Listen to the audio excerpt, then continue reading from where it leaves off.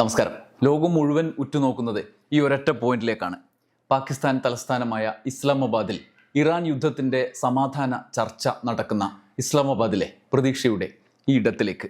ചർച്ച നടക്കുന്ന media facilitation സെൻറ്ററിന് പുറത്ത് US ഇറാൻ ചർച്ചയുടെ ബോർഡാണിത്. ഇസ്ലാമാബാദ് ടോക്സ്. ഈ ചിത്രത്തിൻ്റെ പശ്ചാത്തലത്തിൽ ചർച്ചയെക്കുറിച്ചുള്ള ആകാംക്ഷ ലോകത്ത് വർദ്ധിക്കുകയാണ്.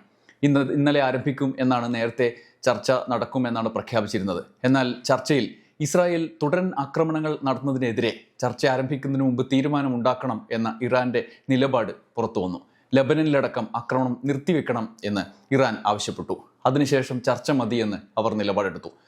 അങ്ങനെ ഇസ്രായേലിനെ ട്രംപ് വിരട്ടിയെന്നും ഇനി ആക്രമിക്കില്ലെന്നും ഒക്കെ ഉറപ്പ് കിട്ടിയതുകൊണ്ടോ എന്തോ ഇറാൻ ചർച്ചയ്ക്കെത്തി. US നിന്ന് JD വാൻസിന്റെ നേതൃത്വത്തിലുള്ള സംഘവും എത്തി. നമുക്ക് ഈ സാഹചര്യമാണ് ഈ വീഡിയോയിൽ നോക്കാനുള്ളത്. ആദ്യം ഇറാൻ സംഘത്തിന്റെ വരവാണ്. ലോകത്തിന്റെ കണ്ണീർ വീണ വിമാനത്തിലാണ് ഇറാൻ സംഘം എത്തിയത്. ഈ ചിത്രം നോക്കൂ. ഇസ്ലാമാബാദിൽ ഇറാൻ യുദ്ധത്തിന്റെ സമാധാന ചർച്ചകൾക്കെത്തിയ ഇറാൻ പ്രതിനിധി സംഘത്തിന്റെ നേതാവ് Iran parliament speaker Mohammad Bagher ഗാലിബാഫിയാണ്. ചർച്ചയ്ക്ക് വന്ന വിമാനത്തിൽ നിൽക്കുകയാണ്.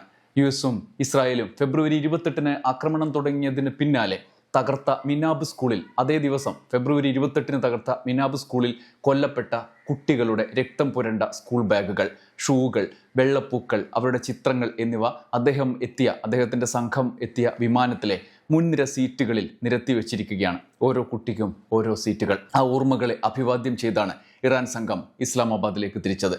പ്രതിനിധി സംഘത്തിന്റെ പേര് തന്നെ മിനാബ് 168 എന്നാണ്. മിനാബ് 168. ഈ വിമാനത്തിലെ പിൻനിര സീറ്റുകളിലാണ് പ്രതിനിധി സംഘം ഇരുന്നത്. ഇവരെ തങ്ങളുടെ സഹയാത്രികർ എന്നാണ് ഗാലിബാഫ് തൻ്റെ സോഷ്യൽ മീഡിയ കുറിപ്പിൽ വിശേഷിപ്പിച്ചത്. US ഇസ്രായേൽ സംയുക്താക്രമണം ആരംഭിച്ച ആദ്യ ദിവസമായ ഫെബ്രുവരി 28-ന് തെക്കൻ ഇറാനിലെ മിനാബ് നഗരത്തിലെ ഷജറെ തയ്യിബ എന്ന പെൺകുട്ടികളുടെ പ്രൈമറി സ്കൂളിന് നേരെ ആക്രമണം ഉണ്ടായി. 160ഓളം കുട്ടികളാണ് ആക്രമണത്തിൽ കൊല്ലപ്പെട്ടത്. കൂട്ടക്കുരുതിയെ അപലപിച്ചുകൊണ്ട് ഇറാൻ വിദേശകാര്യമന്ത്രി സയ്യിദ് അബ്ബാസ് അരാക്ചി X-ൽ അന്ന് പങ്കുവച്ച പോസ്റ്റ് അന്താരാഷ്ട്ര തലത്തിൽ തന്നെ യുദ്ധത്തിനെതിരായ വലിയ രോഷം ഉണർത്തിയിരുന്നു. അന്ന് കൊല്ലപ്പെട്ട കുഞ്ഞുങ്ങളെ സംസ്കരിക്കാൻ ശ്മശാനങ്ങൾ ഒരുക്കിയ ദൃശ്യം അദ്ദേഹം പങ്കുവച്ചതാണ് ഈ ചിത്രം. ഡൊണാൾഡ് ട്രംപ് വാഗ്ദാനം ചെയ്ത രക്ഷാദൗത്യത്തിന്റെ യഥാർത്ഥ മുഖമാണ് ഇത് എന്നും ഗാസ മുതൽ മിനാബ് വരെ നിരപരാധികൾ കൊല്ലപ്പെടുകയാണ് എന്നും അദ്ദേഹം അതിനൊപ്പം കുറിച്ചിരുന്നു. ട്രംപ് പറഞ്ഞിരുന്നു ഇറാൻ ആക്രമിക്കുന്നത് ലോകത്തിന്റെ രക്ഷയ്ക്കാണ് എന്ന്. ആ രക്ഷ ഇതാണ് എന്നാണ് അന്ന് അരാക്ചി ഈ പോസ്റ്റിൽ പറഞ്ഞിരുന്നത്. പകൽ വെളിച്ചത്തിൽ കുട്ടികൾ സ്കൂളിൽ പഠിക്കുമ്പോൾ നടത്തിയ കൂട്ടക്കൊല യുദ്ധത്തിന്റെ ക്രൂരതയുടെ അടയാളമായി. എന്നാൽ പ്രതിഷേധങ്ങൾ വ്യാപകമായപ്പോൾ സ്കൂളിനെതിരായി തങ്ങൾ ആക്രമണം നടത്തിയിട്ടില്ല എന്നും നിഷേധിച്ച് US രംഗത്തിറങ്ങി. ഇറാന്റെ പക്കൽ നിന്ന് ആയുധങ്ങൾ ലക്ഷ്യം തെറ്റി വീണതാകാം എന്ന് US പ്രസിഡന്റ് ഡൊണാൾഡ് ട്രംപിന്റെ ദുർബലമായ പ്രതികരണം വന്നു. എന്നാൽ അമേരിക്കയുടെ പക്കൽ മാത്രമുള്ള ടോമാഹോക്ക് മിസൈലാണ് ലക്ഷ്യം തെറ്റി സ്കൂളിൽ പതിച്ചത് എന്ന് ന്യൂയോർക്ക് ടൈംസ് വിവരങ്ങളും വിശദാംശങ്ങളും സഹിതം റിപ്പോർട്ട് ചെയ്തതോടെ സത്യം ലോകമറിഞ്ഞു. ട്രംപിന്റെ ആ പറച്ചിൽ പൊളിഞ്ഞുപോയി. ഒടുവിൽ 6 ആഴ്ച കൊണ്ട് ഇറാനെ തോൽപ്പിക്കാൻ ഇറങ്ങിത്തിരിച്ച അമേരിക്ക ലക്ഷ്യം നേടാനാകാതെ യുദ്ധത്തിൽ കുടുങ്ങിക്കിടക്കുന്നതാണ് പിന്നീട് ലോകം കണ്ടത്. പരമോന്നത നേതാവ് മുതൽ ഇറാനിലെ സാധാരണ മനുഷ്യരെ വരെ കൂട്ടമായി കൊന്നൊടുക്കിയതും ഇറാനിലെ വലിയ ആണവ കേന്ദ്രത്തിനടക്കം നാശനഷ്ടം വരുത്തിയതും ആവോളം തിരിച്ചടികൾ ലഭിച്ചതും മാത്രം US-നും ഇസ്രായേലിനും മിച്ചം. അല്ലാതെ ഇറാന്റെ ഭരണകൂടത്തെ മാറ്റാനോ ഇറാനെ ലോകത്ത് നിന്ന് തുടച്ചു നീക്കാനോ ഒന്നും കഴിഞ്ഞില്ല എന്ന് മാത്രമല്ല, യുദ്ധം എങ്ങനെയെങ്കിലും അവസാനിപ്പിച്ചാൽ മതി എന്ന ഘട്ടത്തിലേക്ക് ട്രംപ് എത്തുകയും ചെയ്തു. അങ്ങനെയാണ് ഇറാൻ മുന്നോട്ട് വച്ച 10 നിർദ്ദേശങ്ങളുടെ അടിസ്ഥാനത്തിൽ ഇസ്ലാമാബാദ് ചർച്ചയ്ക്കായി ഇരു സംഘങ്ങളും പാകിസ്ഥാനിൽ എത്തി എന്നാണ് റിപ്പോർട്ടുകൾ. ഗാലിബാഫിന്റെ നേതൃത്വത്തിലുള്ള ഇറാൻ സംഘം ചർച്ച ആരംഭിക്കും മുമ്പ് ലബനനിൽ വെടിനിർത്തൽ വേണം എന്നും ഇറാന്റെ മരവിപ്പിച്ച ആസ്തികൾ വിട്ടു നൽകണം എന്നും മുൻകൂർ ആവശ്യങ്ങൾ ഉന്നയിച്ചിരുന്നു. അതാണ് ഒരു ദിവസം ലേറ്റ് ആകാൻ താമസം.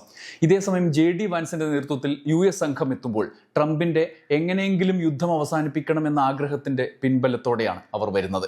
അതുപക്ഷെ ഇറാന് മുന്നിൽ US കീഴടങ്ങുന്ന മട്ടിലാകരുത് എന്ന നിബന്ധന ട്രംപ് വെച്ചിട്ടുണ്ടത്രേ. ചർച്ചയ്ക്ക് മുന്നോടിയായി ആണവായുധ കഥ ട്രംപ് വീണ്ടും ആവർത്തിക്കുന്നുണ്ട്. ഇറാനുമായുള്ള ചർച്ചയിൽ വിട്ടുവീഴ്ചയില്ലാത്ത നിലപാടാണ് സ്വീകരിക്കുക എന്ന് JD വാൻസിനെയും സംഘത്തെയും യാത്രയ്ക്ക് മുമ്പ് ട്രംപ് പറഞ്ഞു. ഇറാൻ ഒരിക്കലും ആണവായുധങ്ങൾ നിർമ്മിക്കില്ല എന്ന ഉറപ്പാണ് അമേരിക്കയുടെ ആവശ്യം. ചർച്ചയുടെ 99% ഈ ഒരൊറ്റ കാര്യത്തിലാണെന്ന് ട്രംപ് പറഞ്ഞു. ലോകത്തെ 1/5 ക്രൂഡ് ഓയിൽ വിതരണം ചെയ്യുന്ന ഹോർമുസ് കടലിടുക്ക് തടസ്സമില്ലാതെ തുറന്നു കൊടുക്കണം എന്നതും പ്രധാന ആവശ്യമായി ട്രംപ് ആവർത്തിച്ചു. US സംഘത്തെ നയിക്കുന്ന വൈസ് പ്രസിഡന്റ് JD വാൻസിനൊപ്പം ട്രംപിന്റെ പ്രത്യേക പ്രതിനിധി സ്റ്റീവ് വിറ്റ്കോഫും മരുമകൻ ജാരദ് കുഷ്ണറും ഉണ്ട്. ചർച്ചകളെക്കുറിച്ച് വാൻസ് ശുഭാപ്തി വിശ്വാസം പ്രകടിപ്പിച്ചു. എന്നാൽ ഇറാൻ കബളിപ്പിക്കാൻ ശ്രമിച്ചാൽ അതിനനുകൂലമായി പ്രതികരിക്കില്ലെന്നും കനത്ത തിരിച്ചടി ഉണ്ടാകുമെന്നും അദ്ദേഹം പറഞ്ഞു. ട്രംപിന് വിജയം പ്രഖ്യാപിക്കാനും അത് ലോകത്തോട് വിളിച്ചു പറയാനും കഴിയുന്ന ഒരു തലം സമാധാന ചർച്ചകളിൽ കണ്ടെത്താനാണ് US സംഘം പ്രധാനമായും ശ്രമിക്കുക. ട്രംപിന്റെ വിജയമാണ് ചർച്ചയുടെ ലക്ഷ്യം എന്ന അതിൻ്റെ പിന്നാലെ വെളിപ്പെടുത്തൽ നടത്തിക്കൊണ്ട് കുവൈത്തിലെയും ഇറാഖിലെയും മുൻ US അംബാസഡർ ഡഗ്ലസ് സിലിമാൻ രംഗത്തെത്തി. അൽ ജസീറയ്ക്ക് നൽകിയ അഭിമുഖത്തിലാണ് അദ്ദേഹം ട്രംപിന്റെ നയതന്ത്ര നീക്കങ്ങളെക്കുറിച്ച് മനസ്സു തുറന്നത്.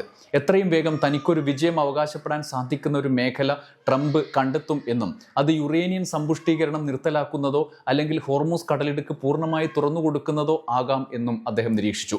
സംഘർഷത്തിനിടയിൽ ഹോർമൂസ് കടലിടുക്കിലൂടെയുള്ള ഗതാഗതം തടസ്സപ്പെടുത്താൻ സാധിച്ചത് ഇറാന്റെ ഏറ്റവും വലിയ തന്ത്രപരമായ വിജയമാണെന്ന് സിലിമാൻ ചൂണ്ടിക്കാണിച്ചു. ഈ സാഹചര്യം നിലവിൽ ആഗോള സമ്പദ് വ്യവസ്ഥയ്ക്ക് വലിയ ഭീഷണിയായി മാറി. അതിനാൽ തന്നെ കടലിടുക്ക് വീണ്ടും തുറക്കാൻ ഇറാനെ സമ്മതിപ്പിക്കുന്നതിനായി അമേരിക്ക ചില വിട്ടുവീഴ്ചകൾക്ക് തയ്യാറാവും. എന്നാൽ ഇത്തരം വിട്ടുവീഴ്ചകൾ ഇറാൻ മറ്റേതെല്ലാം വിഷയങ്ങളിൽ തയ്യാറാകുന്നു എന്നതിനെ കൂടി ആശ്രയിച്ചിരിക്കും എന്ന് അദ്ദേഹം വിശദീകരിച്ചു. വരാനിരിക്കുന്ന ചർച്ചകളിൽ ഹോർമുസ് കടലിടുക്കിന്റെ സുരക്ഷയും തുറന്നുകൊടുക്കലും തന്നെയാകും ലോകം ഉറ്റുനോക്കുന്ന പ്രധാന ഘടകം. എന്നാൽ ഏറ്റവും ഒടുവിൽ ഹോർമുസ് കടലിടുക്കിന്റെ പലയിടങ്ങളിൽ ഇറാൻ സ്ഥാപിച്ചു എന്ന് പറഞ്ഞ മൈനുകൾ എവിടെയൊക്കെയാണ് സ്ഥാപിച്ചത് എന്നത് സംബന്ധിച്ച് ഇറാന്റെ കയ്യിൽ വിശദാംശങ്ങളില്ല എന്നും അതുകൊണ്ട് ചർച്ചയിൽ ഈ കാര്യം വലിയ പ്രതിസന്ധിയാണ് എന്നുമുള്ള റിപ്പോർട്ടുകളും US മാധ്യമങ്ങൾ പുറത്തുവിടുന്നുണ്ട്. ഇതിനിടെ നിർണായകമായ ഒരു വെളിപ്പെടുത്തൽ കൂടി ഇറാൻ യുദ്ധത്തിന്റെ പശ്ചാത്തലത്തിൽ പുറത്തു വന്നു. സമാധാനമില്ലെങ്കിൽ അപ്പോൾ ഇറാനെ ചുട്ടുചാമ്പലാക്കും എന്നാണ് നിലവിൽ ട്രംപ് പ്രഖ്യാപിച്ചിരിക്കുന്നത്.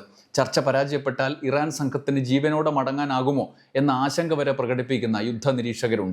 ഇതേസമയം ട്രംപിനെ ഞെട്ടിക്കുന്ന മറ്റൊരു വാർത്ത പുറത്തു വന്നതാണ് നമുക്ക് ഈ വീഡിയോയിൽ ഇനി നോക്കാനുള്ളത്.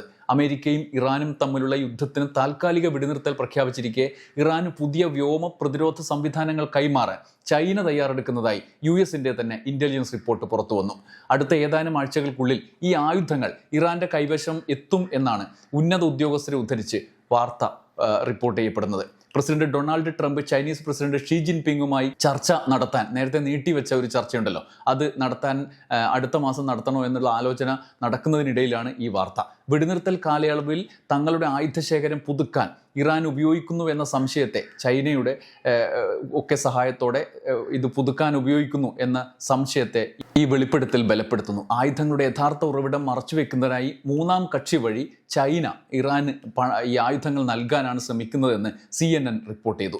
മാൻ പാഡ്സ് എന്നറിയപ്പെടുന്ന തോളിൽ വെച്ച് തൊടുക്കാവുന്ന മിസൈലുകളാണത്രേ ചൈന നൽകാൻ ഒരുങ്ങുന്നത്. 5 ആഴ്ച നീണ്ടുനിന്ന യുദ്ധത്തിൽ US വിമാനങ്ങൾക്ക് വലിയ ഭീഷണിയായിരുന്നു ഇത്തരം മിസൈലുകൾ. അവ വീണ്ടും US ഇനി ബുദ്ധിമുട്ടാക്കുന്ന വിധത്തിൽ ചൈനയിൽ നിന്ന് നേടിയെടുക്കാനാണ് ഇറാൻ ശ്രമിക്കുന്നത്. അത് ചൈന മൂന്നാമതൊരു രാജ്യം വഴി നൽകാനാണ് നീക്കം എന്നാണ് റിപ്പോർട്ട്. ഇതേസമയം ഈ ആരോപണങ്ങൾ വാഷിംഗ്ടണിലെ ചൈനീസ് എംബസി വക്താവ് നിഷേധിച്ചു. തങ്ങൾ ഒരു പക്ഷത്തിനും ആയുധങ്ങൾ നൽകിയിട്ടില്ലെന്നും അന്താരാഷ്ട്ര ബാധ്യതകൾ നിറവേറ്റുന്ന ഉത്തരവാദിത്വമുള്ള രാജ്യമാണ് ചൈനയെന്നും അദ്ദേഹം പറഞ്ഞു. അടിസ്ഥാനരഹിതമായ ആരോപണങ്ങൾ ഉന്നയിക്കുന്നതിൽ നിന്നും പിന്മാറണമെന്നും മേഖലയിലെ പിരിമുറുക്കം കുറക്കാൻ ശ്രമിക്കണമെന്നും ചൈന ആവശ്യപ്പെട്ടു. വെടിനിർത്തൽ കരാറിന്റെ ഭാവി ഈ പുതിയ സംഭവവികാസങ്ങളോടെ പുതിയ ആശങ്കയുടെ തലത്തിലേക്ക് കടന്നിരിക്കുന്നു. എന്നാൽ US നാവികസേനയുടെ ഏറ്റവും വിലപ്പെട്ട നിരീക്ഷണ വിവരശേഖരണ വിമാനമായ MQ-4C ട്രൈറ്റൺ വിമാനം ഹോർമുസ് കടലിടുക്കിലെ നിരീക്ഷണ ദൗത്യത്തിനിടെ കാണാതായ വാർത്ത USനെ ഞെട്ടിച്ചു. 50,000 അടിയിലേറെ ഉയരത്തിൽ പറന്ന വിമാനം 9,000 അടിയിലേക്ക് താഴ്ന്ന് അപ്രത്യക്ഷമായി എന്നാണ് റിപ്പോർട്ടുകൾ.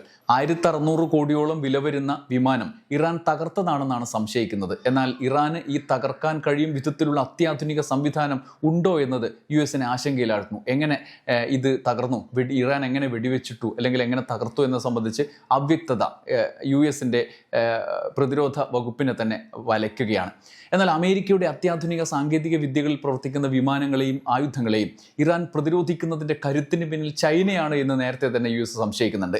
സമാധാന ചർച്ചകളിലേക്ക് വരെ എത്തിച്ച ഇറാന്റെ പ്രതിരോധം അവരെ ആശങ്കയിലാക്കുകയും ചെയ്തിരുന്നു. അതുകൊണ്ട് സമാധാന ചർച്ച പരാജയപ്പെട്ടാൽ ഉടൻ ഇറാനെ തകർത്തു തരിപ്പണമാക്കും എന്ന ട്രംപിന്റെ ആഗ്രഹത്തിന്റെ മുനയൊടിക്കുന്നതാണ് പുതിയ ആയുധ കൈമാറ്റത്തെക്കുറിച്ചുള്ള US ഇന്റലിജൻസ് റിപ്പോർട്ട്. ചൈന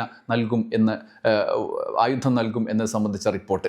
ചൈനയും റഷ്യയും ഇറാൻ ആയുധ സഹായം നൽകുന്നുണ്ട് എന്ന് അമേരിക്ക നേരത്തെ തന്നെ ഉറപ്പിക്കുന്നുണ്ട്. എന്തായാലും സമാധാന ചർച്ചകൾ സമാധാനമായി നടക്കട്ടെ, നല്ല റിസൾട്ട് പുറത്തു വരട്ടെ. നമുക്ക് കാത്തിരിക്കാം. നന്ദി, നമസ്കാരം.